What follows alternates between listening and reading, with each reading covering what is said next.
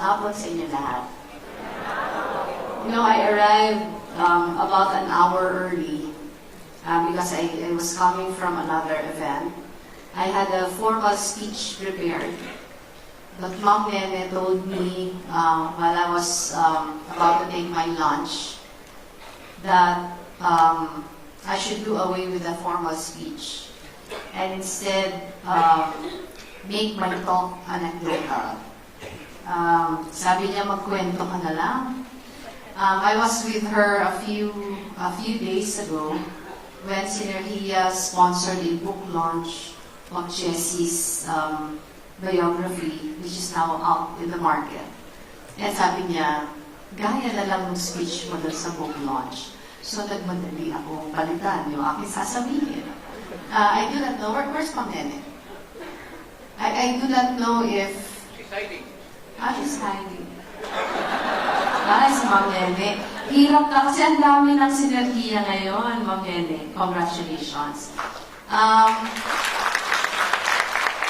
I was telling myself that it is always a joy to, every time I attend a Synergia event, but standing here in front of you today is quite overwhelming. Ang dami niya na. The thought that comes to mind is, ano kaya kung si Jessie yung nandito ngayon? When he was still with us, konting-konti pa lang kayo. I think we could not even yet fill a small room with people. Pero here you are. Mike was saying earlier, about 600 of you here. So I know Jessie must be smiling up there. I do not know if somebody from Willie Brillas perhaps, or somebody from the city government of Naga already talked before you. Pero what I will be, because Ma'am Leni requested that this be anecdotal, I was telling myself, kahit anecdotal, dapat education-related pa din. Diba? You know, kahit noon hanggang ngayon, but when we just buried my husband, and the children will be overcome with grief, parati nilang sinasabi, why has not Jessie been given more years with us? Parati kong sinasabi, maswerte nga tayo. We had first row seats.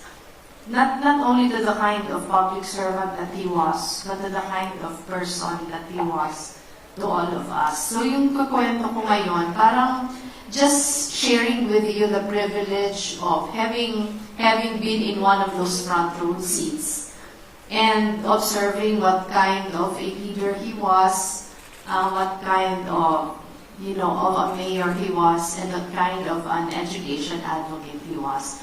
So I'm sure many of you have heard about most of his programs already. Pero siguro ikukwento ko na lang the motivations and the thought process and the difficulties na pinagdaanan niya in order to be able to implement those programs.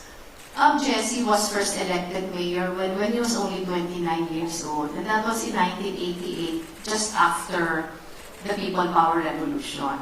Alam naman natin, parang ang babata na kasi ng mga andito. Pero siguro, if you will recall, yung mas matatanda sa amin, if you will recall, parang the situation in the civil service was so different before. At least sa Naga, gano'n. When Jessie was first elected mayor, he had to contend with a lot of unprofessionalism. Yung pag sa opisina, maraming papasok kung anong oras nila gustong pumasok at lalabas kung anong oras nila gustong lumabas. So he had to introduce a lot of reforms as far as professionalism was concerned. Yung pinakauna niyang ginawa, naglagay siya ng Bundy clock. Ngayon, Bundy clock is so normal already, diba? It's expected of so many public and private offices. But in 1988, that was not so common yet. So when he installed a Bundy clock at the lobby of City Hall and required employees to punch in and out, using that bonding clock, maraming nagprotesta. Parang sabi nila, bakit wala kang tiwala sa amin? So that was one of the first difficulties. Another difficulty was, he asked all employees to go through or to take diagnostic exams. Ano yun parang hindi din uso na yung diagnostic exams. Ang sabi ng mga, there was so much mistrust that the employees were saying they were doubting the motivations on why my husband was asking them to take the diagnostic. Sabi nila, baka naghahanap lang ng paraan para tanggalin tayo. But my husband, the reason for that was that my husband really wanted to start, start making aptitude, competence, to be a basis for, not just a basis for hiring, but a basis for promotions, a basis for giving them their assignments, placing employees where they are most suited. Pero yun. Maraming kahirapan. Sunod niyang, one other thing he had to contend with was, he was a minority mayor. He won only 24% of the votes because there were 6 of them running against each other. Nanalo siya by only 900 votes. His vice mayor won. But only 3 of the seats in the Sangguniang Panglungsod, yung kakampi niya. The 7 belong to the other camp. So lahat na gusto niyang gawin, kinukontra ng Sanggunian. So, yun yung mga kahirapan, and he was only 29. So, he was looked down upon. Ano naman alam nito? Di ba? Yun yung pagtingin ng mga tao. But with the benefit of hindsight, parang ito sinasabi ng asawa ko later on in his public service career, it was those difficulties that forced him to be innovative and to be creative. Ang tagal niya nasa oposisyon, wala siya natatanggap na tulong galing sa national government. So, forced to good. Talagang kailangan maghanap ng paraan. Yung naalala kong pinakaunang gusto niya gawin, just after he was elected, he was saying, I don't know how many of you here have been to Naga. Pero if some of you have been to Naga and you're familiar with the old central business district, yun yung sa may plaza. Yung several streets surrounding the plaza. Yun lang yung pinakasentro ng Naga dati. And si Jessie was always saying, hindi aasenso yung Naga pag hindi ito lumaki. Kung dito lang tayo ikot-ikot, hindi aasenso yung Naga. So the one thing that he felt Naga needed was to have a bigger central business district. Yung ginawa niya, nilabas niya yung mga terminal. Bus at jeepney terminals. Ang daming kaso na pinailaban sa kanya. If I remember right, sa ombudsman lang, 76 cases. And nag-file nito mga terminal operators, terminal owners, tapos hindi lang yun. Galit sa kanya yung riding public. Kasi mag-double ride na sila papunta sa terminal kasi nilabas yung mga terminal. Kahit mga kamag-anak namin, nagsara yung ibang mga negosyo kasi they were dependent on the business operations within the terminal. Ang dami nagsasabi, hindi na yan makaka-re-elect. But my husband felt it was the right thing to do, so sabi niya, bahala na. And then, he was correct. Because a year after ginawa niya yun, people started experiencing all the benefits of moving the terminal out of the city center. Lumaki na. Those who are familiar with Naga now, malaki na nga yung business district. So, hindi lang sa na-re-elect siya, but when he was re-elected in 1992, naubos niya na. 0 na yung kalaban. Siya yung panalo by a landslide, vice mayor niya by a landslide, 10-0 yung Sangguniang Panglungsod. And from 1992 until the latest elections, 2016, yung ticket niya, yung nananalo, landslide, 0 yung kalaban. Ano yun? Wala pang nasingit since 1992. Parating 10-0. So, ang lesson doon, talagang pag yung tao tumiwala sa'yo at hindi mo naman sinira yung tiwala, yun yung pinakamagandang kampanya. So, yun yung unang lesson. Pero yung asawa ko may ugali din na parang he was so fixated on symbols. Halimbawa, I think sila Ma'am Leni, narinig lang ito yung asawa ko. He keeps on repeating, he kept on repeating before that I cannot ask of anyone to do something I cannot do myself. So yung muna niyang in-instill yung professionalism in City Hall. Dapat lahat on time dumadating. Pero yung symbolic for him was, kung dinedemand niya from others to come on time, dapat he is to be the first one to arrive in City Hall. So he was in the office at 7 o'clock each and every day. He was the one person who logged in more hours than anyone else. Kasi sabi niya, it gives him the moral authority to demand from employees. Yung talagang bumabad kasi siya mismo nagpakita nun. Pangalawa, we were married in 1987, mayor na siya ng 1988. So, yung first term niya, newlyweds kami. Pero ang hinihingi niya sa akin every night after dinner was, iikutin namin, ako yung driver niya parati, iikutin namin yung buong city kasi nag-i-inspect siya ng street lights. Ang pakiramdam niya, pag may isang street light lang na hindi umaandar, that is symbolic of the inefficiency of the city. So pag may nakita siyang hindi umaandar, galit na siya, tatawagan niya yung street lights team. Each and every night, yun yung aming ginagawa. Nag-i-inspect ng street lights. Kasama na doon yung basura.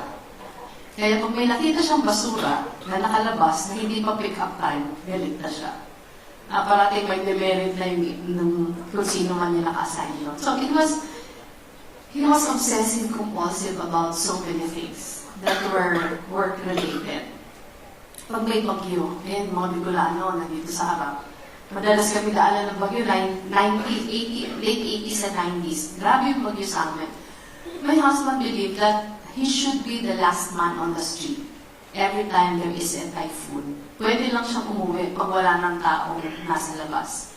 And he believed that after every typhoon, siya dapat yung first man on the street. E pa minsan, di ba humihina yung hangin, mga alauna, alas 2 ng umaga, di ba mayor sa atin? Pag huminto na yung hangin, humina na yung hangin ng mga alauna, alas 2 ng umaga, lalabas na siya. At maglilinis. Magtatawag na siya, but sometimes, when the typhoons are really very strong, yung mga tutulong sa kanya ay victims din. And he didn't care. Kung hindi sila pwede, di ako maglilinis. Kasi he felt na dapat pag gumising yung aking mga kababayan, wala nang dumi. Wala nang vestiges of the typhoon. So yun yung paniniwala niya. Symbols. Parati siyang concerned na ano yung message na na-evoke ng mga nakikita. So siya, very, very careful about that. Nibiro ko yung staff ko kanina. Sabi ko, hanapin niyo ako sa picture. That picture, I don't know where they found it. I just saw it earlier today. But that picture was taken when he celebrated his first birthday in City Hall as mayor. So that was May 27 of 1988. Hindi ko sa inyo ituturo kasi nakakaya yung itsura. kasi yung staff ko, tinuro ko yung sarili ko, tinawanan niya ako ng tinawanan. But anyway, I actually don't know why that picture was included in the slides. Pero as the years went by, parang naging defined na kung ano yung mahalagang mga prinsipyo sa governance para sa asawa ko. Next slide, please. At ito yung mga prinsipyo niya. Accountability, participation, predictability, transparency, and empowerment. Ito yung lahat na programa na ginawa ng asawa ko. Kailangan nandun ito lahat. So, ito yung segue ko actually for the education reform programs na inumpisahan niya. I don't have all the information. Pagdating kasi sa bahay, yung asawa ko, asawa at tatay na. Kung ano yung nalalaman ko from other people. And again, because of the benefit of having front row seats, the kind of mayor that he was then. Yung pinaka-naalala kong isa sa mga pinaka-unang notable na projects ng education, yung EduCare. Yung EduCare, di ba may daycare tayo? May daycare tayo, yung daycare 3 to 5. Pero yung napansin ng asawa ko na nasasayang siya, na parang yung daycare hindi masyado seryoso. Para sa kanya, it should be an opportunity to prepare parang 3 to 5-year-olds to primary school. So, yung dati, iwanan siya, nagtuturo naman yung mga teachers, pero ang feeling niya hindi masyadong na-maximize. So, pinag-aralan nila, hanggang kinonvert nila yung daycare, nag-infuse sila ng Montessori style na pagturo. So, ang tinignan ko sa records, yung initial funding nito was only 898,000 pesos. Kinuha nila sa General Fund and sa Local Development Fund. Pero dahil ang dami pa nilang gustong gawin, nag-partner sila una with the Camarines Sur Polytechnic College para yung mga daycare teachers and volunteers makapag-aral matapos yung kanilang BS in Elementary Education na libre. So, gumawa yung Camarines Sur Polytechnic College, ito yung SUC sa amin.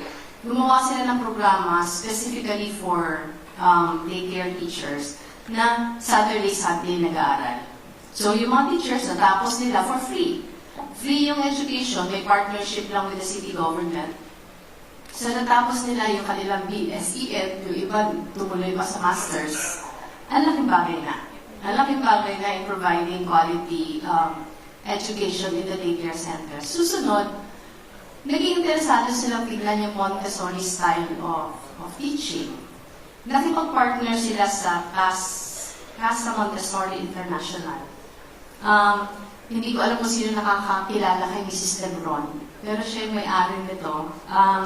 Yung Montessori nila nasa Forts Park, ginawa nilang outreach, yung pagturo ng mga daycare center sa Naga.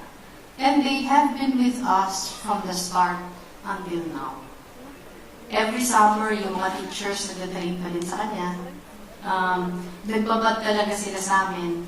Merong accreditation process na dinadaanan ngayon. And even after the term of office of my husband, Mayor Bongga, Mayor Chan, still improved on the program. Halimbawa, nung panahon ng asawa ko, naging galing buhok award ito. I'm not too sure this was launched in 1993. I think this was a galing buhok awardee a few years after. Pero in 2003, this received a Continuing Excellence Award from Galing Buhok. In 2007, the program received another, 2011, I mean, another award under Mayor Bongga already. And under Mayor Bongga, nag-create na siya in 2011 ng Early Childhood Care and Development Division in the city government. Tapos, yun nga, nagkaroon ng accreditation process and Mayor Bongga issued an executive order mandating all barangays to allocate 3% of their budget to EduCare. Yung 3% na yun, ginagamit sa pagbayad ng mga daycare teachers sa maintenance ng mga daycare centers. Ito yung mga teachers honorarium. Doon na kinukuha sa mga barangay. After nag-mandate by virtue of an executive order, yung mga barangays naman, nagpasa sila ng mga barangay ordinances, allocating the 3% to EduCare. EduCare started with less than 30 centers. Now it's more than 100 in the city. All barangays have more than one EduCare. So yun yung pinakaunang naalala ko until now na institutionalized na talaga. Yung pangalawa, yung Sanggawadan. Yung Sanggawadan was instituted 2000, in the year 2000. Yung Sanggawadan is a Bicol term for parang to extend a helping hand. This was a program which was implemented by the city government with OSIM in 2000. In-implemented to ng city government with OSIM kasi there was one study na sinasabi na ang daming working children in Naga. Parang Naga had an alarming number of children who are working to augment family income. So they had to craft a program to discourage parents from allowing their children to work.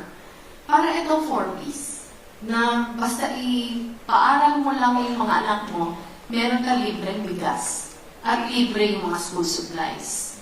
So it was the come on, as long as you don't keep your children out of school.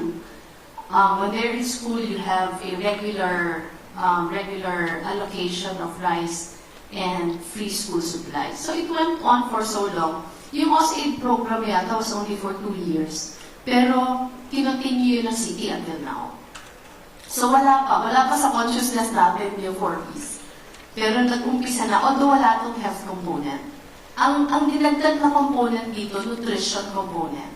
Kasi marami din nga na malnourished children when it started. And later on, much later, aside from free rice rationing and free school supplies, nagdagdag na din na free hospitalization, death and burial assistance, housing assistance, at livelihood loans for the parents of the Sanggawanan kids. Grabe na yung success stories ng Sanggawanan. Ang dami na nag-graduate dito na very, very successful already. Meron itong mga graduates na nagpagta cum laude in college, meron mga graduates na mga valedictorians, salutatorians, etc. So, nakakatuwa siya. Later on, mali pala yung arrangement ko. Ikomento ko na sana kung paano nila in-expand, pero hindi muna, kasi mamaya pa yung slide. After that, eto yung pag-introduce nung, ayan, alam na siguro ninyo ito, yung reinventing the local school board. Parati na ito sa inyo na-discuss. Diba? Yung na-discuss sa inyo na hindi sumunod yung asawa ko sa composition ng school board under the local government code. He felt that what was not prevented was allowed. So he expanded the local school board dahil he felt na masyadong makitid yung pagtingin ng dating composition sa mga programang pwedeng gawin ng local school board. And again, with the benefit of hindsight, he was correct.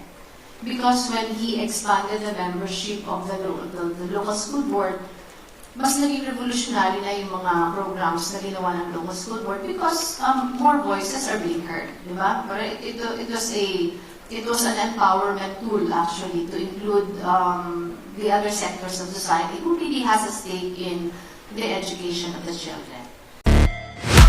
Never break, always fight, never quit, do it right, play the game, win it life, have no shame, there's no time, feel the pain, live the grind, I could change, in my mind, pick a lane, commit and climb, the only way to win it life.